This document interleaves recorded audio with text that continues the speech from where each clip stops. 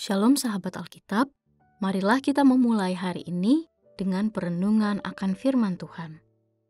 Bacaan Alkitab kita pada hari ini diambil dari Ayub, pasalnya yang ke-38, ayat 12 sampai dengan 21.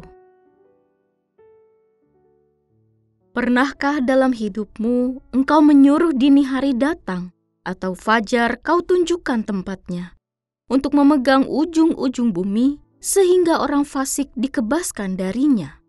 Bumi itu berubah seperti tanah liat yang dimeteraikan. Segala sesuatu berwarna seperti kain. Orang fasik dirampas terangnya, dan lengan yang kuat dipatahkan. Engkaukah yang turun sampai ke sumber laut, atau berjalan-jalan di dasar samudra dalam? Apakah pintu gerbang maut terbuka bagimu? Atau pernahkah engkau melihat pintu gerbang kelam pekat? Apakah engkau mengerti luasnya bumi? Nyatakanlah, kalau engkau tahu semuanya itu. Di manakah jalan ke tempat kediaman terang, dan di manakah tempat tinggal kegelapan, sehingga engkau dapat mengantarnya ke daerahnya dan mengetahui jalan-jalan ke rumahnya? Tentu engkau mengenalnya, karena ketika itu engkau telah lahir, dan jumlah hari-harimu sudah banyak. Sahabat Alkitab, saat pagi tiba, kita terbangun dan menikmati hari tanpa bertanya, siapa yang menjadwalkan datangnya pagi? Kita lebih fokus tentang rencana kita hari ini, tentang apa yang akan kita lakukan, dan siapa yang akan kita temui. Namun, ketika hidup kita diterpa malam yang panjang, saat penderitaan datang dan doa tak kunjung dijawab, kita mulai mempertanyakan Tuhan. Namun, pernahkah kita berpikir, siapkah kita mendengar jawaban darinya? Perikop kita kali ini merupakan kelanjutan dari jawaban Allah kepada Ayub. Ia tidak hanya menyatakan kuasanya atas kosmos, tetapi juga memperlihatkan betapa kecilnya pengetahuan dan kuasa manusia. Fajar, terang, gelap, laut, dan kematian, semuanya tunduk pada tatanan ilahi yang tidak mampu dikendalikan oleh manusia.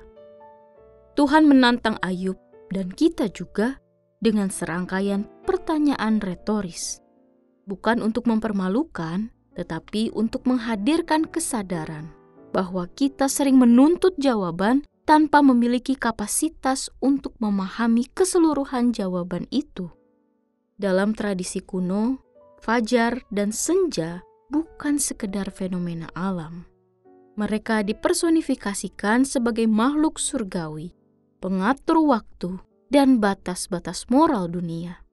Setiap kali fajar datang, ia mengusir kegelapan, bukan hanya secara fisik, tetapi juga simbolik. Ia mengguncang para pelaku kejahatan dari persembunyiannya. Tuhan menunjukkan bahwa bahkan dalam keteraturan alam yang tampak biasa, Dia sedang bekerja memelihara keadilan. Ia juga mengajak Ayub untuk mempertimbangkan kedalaman yang tak terjamah, seperti dasar lautan, pintu-pintu kematian, dan tempat tinggal terang serta gelap. Semua itu berada dalam pengaturannya, bukan di tangan manusia.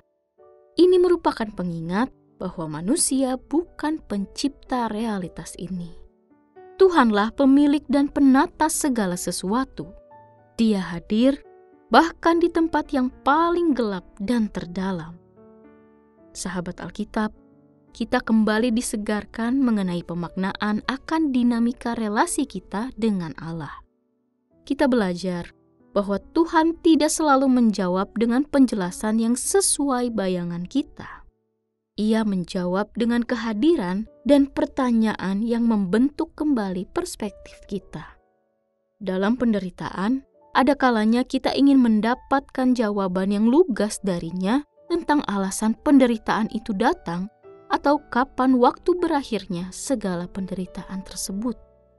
Namun, seringkali Tuhan justru mengundang kita masuk ke dalam misterinya. Ia memang tidak memberi kita kendali atas terang dan gelap, tetapi memberi kita iman untuk berjalan di antaranya. Maka saat doa kita terasa tak terjawab, jangan buru-buru menyimpulkan bahwa Tuhan diam. Mungkin Ia sedang menuntun kita, seperti Ia menuntun Ayub untuk berefleksi atas deritanya. Dengan penuh kejujuran, marilah kita merenungkan sebuah pertanyaan. Siapkah saya mendengar jawabannya yang sesungguhnya? Mari kita berdoa. Tuhan yang Maha Kuasa, kami bersyukur atas firman-Mu hari ini yang mengingatkan kami akan kuasa dan hikmat-Mu yang melampaui segala pengertian kami. Ketika doa kami terasa sunyi, teguhkanlah iman kami bahwa Engkau tetap bekerja, bahkan dalam diam-Mu. Bentuklah kami menjadi pribadi yang siap dipimpin, bahkan saat kami belum mengerti sepenuhnya. Di dalam nama Tuhan Yesus kami berdoa.